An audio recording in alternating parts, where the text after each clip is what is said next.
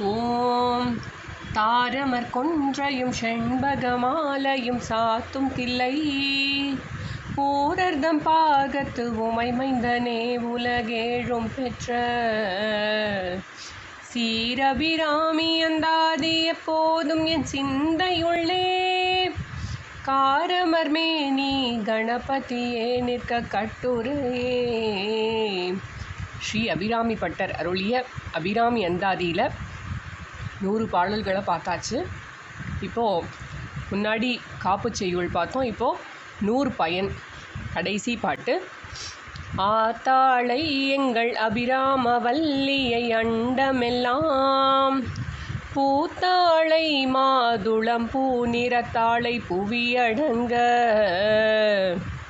காத்தாளை அங்குஷ பாசம் குசுமம் கரும்பு மங்கை சேர்த்தாளை முக்கண்ணியை தொழுவார்க்கொரு தீங்கில்லையே. அபிராமி பட்டர் வினயத்தில் ரொம்ப உயர்ந்தவர், ரொம்ப பணிவாக இருக்கிறவர். எப்போவும் அபிராமி அன்னையே நினச்சின்னு இருக்கார். ஆனால் நிறைய பாடல்களில் அவர் எவ்வளவு தன்னுடைய பணிவை வெளிப்படுத்துகிறாருங்கிறத நம்ம பார்த்துருக்கோம். எனக்கு எல்லாம் என்ன தகுதி இருக்குமா அப்படின்லாம் நிறைய சொல்லுவார். 100 பயனாக பொதுவாக என்ன சொல்லுவாங்க, நான் இந்த மாதிரி இதெல்லாம் பாடியிருக்கேன், இந்த நூலை படித்தா உங்களுக்கு இதெல்லாம் கிடைக்கும் அப்படிங்கிறது பொதுவாக 100 பயனில் சொல்லப்படும். ஆனால் அபிராமி பட்டர் அப்படி சொல்ல விரும்பலை. அவர் தன்னுடைய ஒரு முயற்சியாகவே இதை பார்க்கலை. தனக்கு ஒரு கஷ்டம் வந்தது, அபிராமி அன்னையை அவர் துதித்தார். அபிராமி அன்னையின் ஆணையினால், அபிராமி அன்னையின் இச்சையினால் அவர் பாடத் துவங்கினார். அவருடைய தீங்கு விலகியது.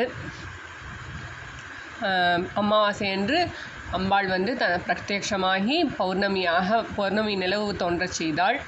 சர்ஃபோஜி மன்னரும் அவருடைய குற்றம் உணர்ந்து அவரும் சந்தோஷமானார். அபிராமி பட்டருக்கும் தனக்கு வரக்கூடிய அந்த தீங்கு விலகியது.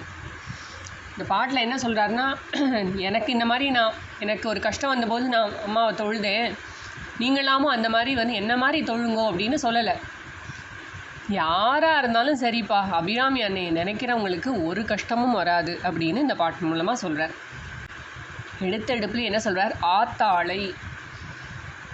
லலிதா சஹஸ்ரநாமத்தில் முதல் நாமா, எத்தனையோ நாமாக்கள் அம்பாக்கு இருந்தாலும் இந்த அம்மா அப்படின்னு சொல்லும்போது இருக்கக்கூடிய ஒரு இணக்கம், நமக்கு நல்லா புரியக்கூடிய ஒரு நாமம்னா அம்மா இல்லையா? நம்ம கூட வீட்டில் ஏதாவது ஒரு பிரச்சனைன்னு வரும்போது, ஏதாவது சும்மா கீழே எழுந்து அம்மா அப்படிமோ. அம்மான்னு சொல்கிறது நம்ம பெற்ற அம்மாவாக இருக்காது, அம்பாவை தான் சொல்லுவோம்.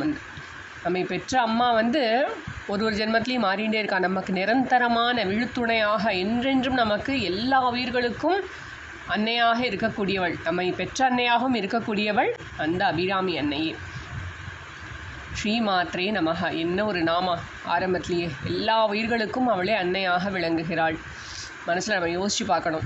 ஒரு காட்டில் இருக்கக்கூடிய சின்ன பூச்சியாக இருக்கலாம், ஒரு சிலந்தி பூச்சியாக இருக்கலாம், சின்ன நம்ம கிச்சன்லலாம் நிறைய சுற்றின்னு இருக்கோம் இல்லையா, பல்லியாக இருக்கலாம், கொசுவாக இருக்கலாம், எல்லா உயிர்களுக்கும் காட்டில் இருக்கக்கூடிய அத்தனை வன விலங்குகள், நம்ம வீட்டில் பராமரிக்கக்கூடிய விலங்குகள், அத்தனை செடி கொடிகள் மரங்கள் விருட்சங்கள் அத்தனைகளுக்கும், மனித கூட்டத்திற்கும், பிரபஞ்சத்தில் இருக்கக்கூடிய அத்தனை உயிரினங்களுக்கும் அன்னையாக இருப்பவள். பிரம்மதேவருக்கும் அவள் தான் அன்னை. பிரம்ம கீட்ட ஜனனி அப்படின்னு பார்த்தோம் இல்லையா? லலிதா சஹஸ்ரநாமத்தில் ரொம்ப முக்கியமான நாமம். சின்ன பூச்சியிலிருந்து பிரம்மாஜி வரைக்கும் அவளே அன்னையாக இருக்கிறாள். ஆனால் இங்கே மாதா அப்படின்லாம் சொல்லாமல், பொதுவாக இந்த வில்லேஜ்லலாம் கிராமப்புறங்களில் ஆத்தா அப்படின்னு கூப்பிட்றது வழக்கம். அம்மா ரொம்ப பிரியமாக ஆத்தா அப்படின்னு சொல்லுவாங்க. அந்த எளிமையோட இந்த பாடலுடைய ஆரம்பம் ஆத்தாளை, எல்லா உயிர்களுக்கும் அன்னையாக விளங்குபவளை, எங்கள் அபிராம வல்லியை. ரொம்ப சந்தோஷமாக சொல்கிறார். எனக்கு மட்டும் இல்லை, என்னை போல் இருக்கக்கூடிய அடியார்கள் அத்தனை பேரும் சொந்தம் கொண்டாடக்கூடிய எங்களுக்குரிய தெய்வம் யார்? அபிராம வல்லி தாயார், எங்கள் அபிராம வல்லியை அப்படின்னு ரொம்ப சந்தோஷமாக சொல்கிறார்.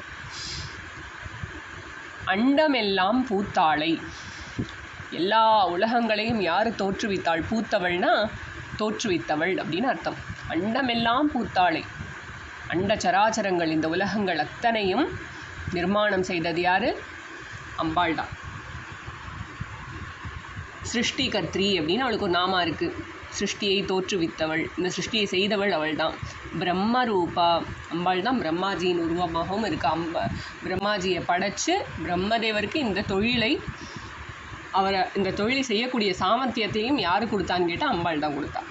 அதே மாதிரி காப்பாற்றின்னு இருக்கவ யார்? அவள் தான் கோப்த்ரி.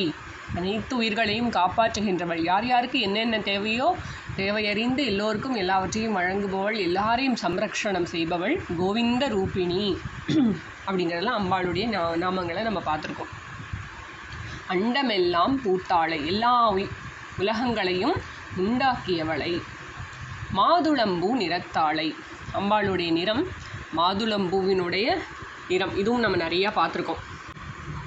தாடிமி குசும பிரபா அப்படின்னு அம்பாளுடைய நாமம் இதுலேயும் இருக்குது, லலிதா சஹஸ்ரநாமத்துலேயும் நம்ம பார்த்துருக்கோம். மாதுளம்பூ நிறமாக இருக்கா அம்பாள், சிவந்த நிறமாக இருக்காள் அப்படின்னு அர்த்தம். புவி அடங்க காத்தாளை, அடங்க அப்படிங்கிற சொல்லுக்கு முழுவதும்னு அர்த்தம். இந்த என்டையர் கிரியேஷன், இந்த பிரபஞ்சம் அத்தனையும் காத்து ரக்ஷணம் செய்து கொண்டிருப்பவள் யார்? அத்தனையும் பாதுகாத்து கொண்டிருக்கிறவோ அவள் தான். அப்படியே ஏற்பட்ட அம்மா நினச்சி நினச்சி மனசில் நம்மளுக்கு பக்தி பெருகி வரணும். அதுக்கு தான் இந்த பாடல்கள்லாம் நம்ம படிச்சுட்டு இருக்கோம். அதுக்கப்புறம் என்ன நினைக்கிறார்? அம்பாளுடைய 4 கைகளை நினைக்கிறார். 4 கைகள். அம்பாள் என்ன தரிச்சுட்டு இருக்கா? அங்குஷம் பாஷம்.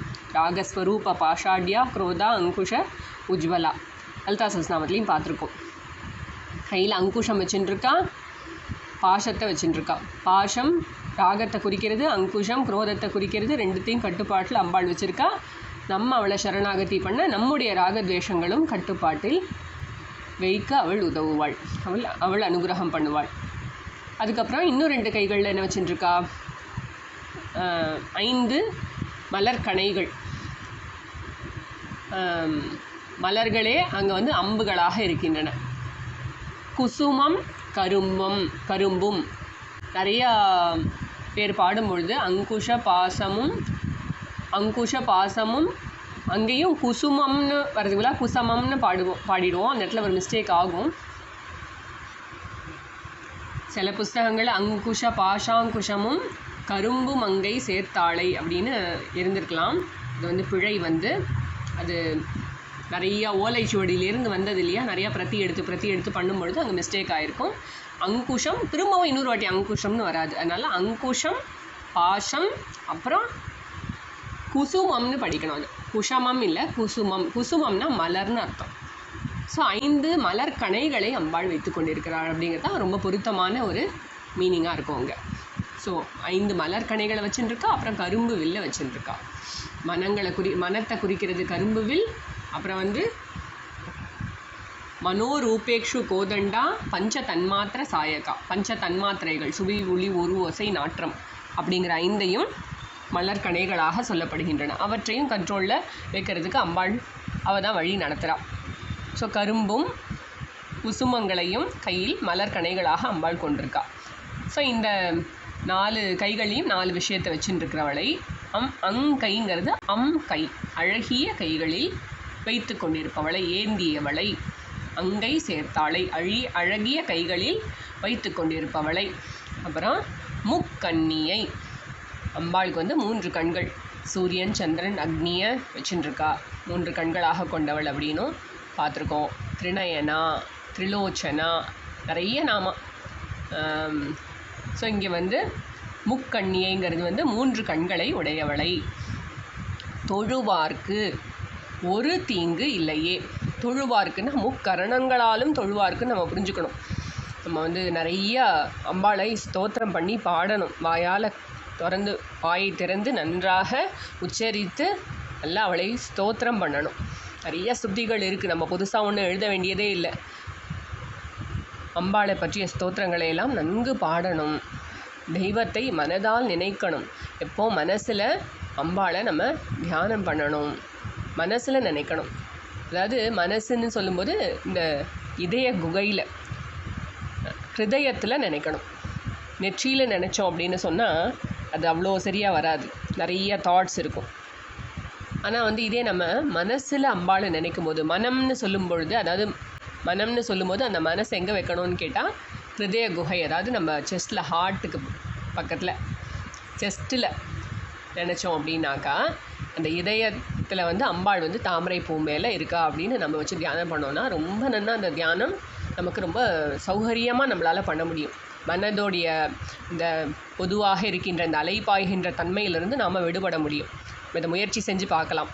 நம்ம நெற்றியில் வச்சு யோசிக்கும் பொழுதோ இல்லை மனசில் தலையில் நம்ம யோசிக்கும் பொழுதோ அந்த இடத்துல நிறையா மனசில் அலைப்பாய்கின்ற தன்மை அதிகமாக இருக்கிறதுனால அங்கே ரொம்ப யோசனை தாட்ஸ் எல்லாம் அந்த பிரெயினில் தான் நிறையா வந்துட்டே இருக்கும் மலை போல். இப்போ கஷ்டமாக இருக்கும் தியானம் பண்ணுறது. ஆனால் அந்த தாட்டை அப்படியே ஸ்டாப் பண்ணிவிட்டு மனசில் ஹிருதய குகையில் அம்பாளை நம்ம அமரச் செய்து அங்கு நம்ம தியானம் செய்து பழக வேண்டும்.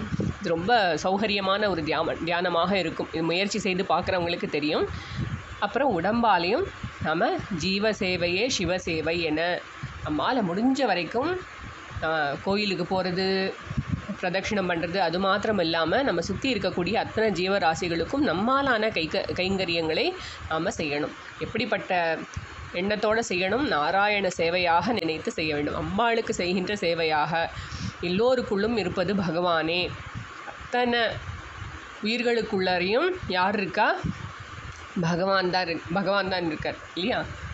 சர்வக்ஷேத்ரேஷு க்ஷேத்ரஜ்ஞம் வித்தி. எல்லா க்ஷேத்திரங்களிலும் எல்லா அந்த உலகத்தில் இருக்கக்கூடிய அத்தனை உயிர்களுக்குள்ளாரையும் யார் இருக்கா? பகவான் தான் இருக்கார். அவரே சொல்லியிருக்கார் நிறைய இடத்துல. பகவத்கீதையிலையும் பார்க்குறோம், நிறைய சாஸ்திரங்களில் பார்க்குறோம். ஸோ அத்தனை உயிர்களிலும் இருப்பது இறைவனே. ஸோ அந்த இறைவனை வணங்குவது எப்படி? இறைவனுக்கு சேவை செய்வது எப்படி? மற்ற உயிர்களுக்கு செய்யக்கூடிய சேவையே இறை சேவையாக அமையும். அதனால் நம்மாலான என்ன விதத்தில் நம்மால் செய்ய முடியுமோ, ஒரு பாடம் சொல்லி கொடுக்கறதா இருக்கலாம், யாருக்கும் ஒரு உதவியாக பண தேவையாக இருக்கலாம், பொருட்தேவையாக இருக்கலாம், ஆழ்வல தேவையாக இருக்கலாம், நம்மால் என்ன மாதிரியாக நம்ம உணவு தேவையாக இருக்கலாம், நம்மால் என்ன பண்ண முடியுமோ அப்படி நாம் சுற்றி இருக்கக்கூடிய உயிரினங்களுக்கு நம்மாலான உதவிகளை செய்து வர வேண்டும். இப்படி முக்கரணங்களாலும் நம்ம வழிபட்டோன்னு சொன்னால் தொழுவார்க்கு ஒரு தீங்கு இல்லையே. எந்த விதமான பிரச்சனைகளும் நம்மை அண்டாது. மனசு சரியாக இருக்கும். அதாவது ஏதாவது இந்த உடம்புல வந்து இந்த உயிரானது இந்த உடம்பை தரிச்சிடுத்துன்னு சொன்னால் இதில் வரக்கூடிய சுக துக்கங்கள்ங்கிறத வந்து தடுக்க முடியாது. உலகத்தில் பிறந்தாச்சு நம்ம, அதனால் கஷ்ட நஷ்டங்கள்ங்கிறது வந்துக்கிட்டே தான் இருக்கும். இன்பமும் துன்பமும் மாறி மாறி நம்மை தாக்கி கொண்டே தான் இருக்கும். ஆனால் யார் அம்பாளை பிடிச்சிட்டு இருக்காங்களோ அவங்கள வந்து இது வந்து தாக்கவே தாக்காது. இந்த வந்து தீங்குங்கிறது எப்போ வரும்? நம்ம அதனால் அஃபெக்ட் ஆகும்போது தான் அது தீங்கு. மற்றபடி சுற்றி என்ன கஷ்டங்கள் வந்தாலும் என்ன துயரங்கள் இருந்தாலும் இதெல்லாம் பனி போல விலகி போகும். நம்மளை அது தாக்கவே தாக்காது. நம்முடைய மென்டல் ஸ்ட்ரென்த், நம்மளுடைய இன்டலெக்சுவல் ஸ்ட்ரென்த், நம்மளுடைய இமோஷனல் ஸ்ட்ரென்த்து, நம்மளோட ஃபிசிக்கல் ஸ்ட்ரென்த் எல்லாமே நல்லாயிருக்கும். அம்பாளை யார் நல்லா பிடிச்சிட்ருக்கோமோ அவங்களுக்கு ஒரு குறையும் வராது. சுக துக்கத்தை சமமாக பார்க்கக்கூடிய ஒரு மனநிலைமையை பகவான் கொடுப்பான். அதனால் ஒரு கஷ்டமும் வராது, ஒரு தீங்கும் வந்து சேராது, நோய் வராது, நொடி வராது, யாரும் வந்து நம்மளை காயப்படுத்தவே முடியாது. ஃபிசிக்கலாகவும் காயப்படுத்த முடியாது, வெர்பலாகவும் காயப்படுத்த முடியாது, மனசில் நம்மளை காயப்படுத்தவே முடியாது யாராலையும். ஸோ அந்த மாதிரியான ஒரு கஷ்டமே வராது. அதே மாதிரி யார் நம்மக்கிட்ட பகைமை பாராட்டுறாங்க அப்படிங்கிற எண்ணம் கூட நமக்கு இருக்காது. ஏன்னா நமக்கு அது ப்ராப்ளமே கிடையாது. நம்ம எல்லா உயிர்களிலும் இறைவனை பார்ப்போம். அதனால் நமக்கு பகைமை, எனிமிட்டிங்கிற சமாச்சாரமே கிடையாது. பகவான் வந்து அன்பே உருவானவர். எல்லா உயிர்களிடத்திலும் அன்பை பரிமாறிக்கொள்வதே ஒரு அடியவரின் முக்கியமான ஒரு குவாலிட்டி இல்லையா? நான் வந்து ஒரு டிவோட்டி, நான் வந்து அம்பாளை பிரார்த்தனை பண்ணுறேன், அம்பாளை நான் பிடிச்சிட்டு இருக்கேன் வாழ்க்கையிலன்னு சொன்னால் என் மனசில் எனிமிட்டிங்கிறது இருக்கவே இருக்காது. மற்றவங்க யாராவது நம்மக்கிட்ட பகைமை பாராட்டினாலும் கூட அதனால் நாம் கொஞ்சம் கூட டச் ஆகவே மாட்டோம், அப்செட்டே ஆக மாட்டோம் அப்படின்னு ரொம்ப அழகாக இந்த பாட்டை பாடியிருக்கார்.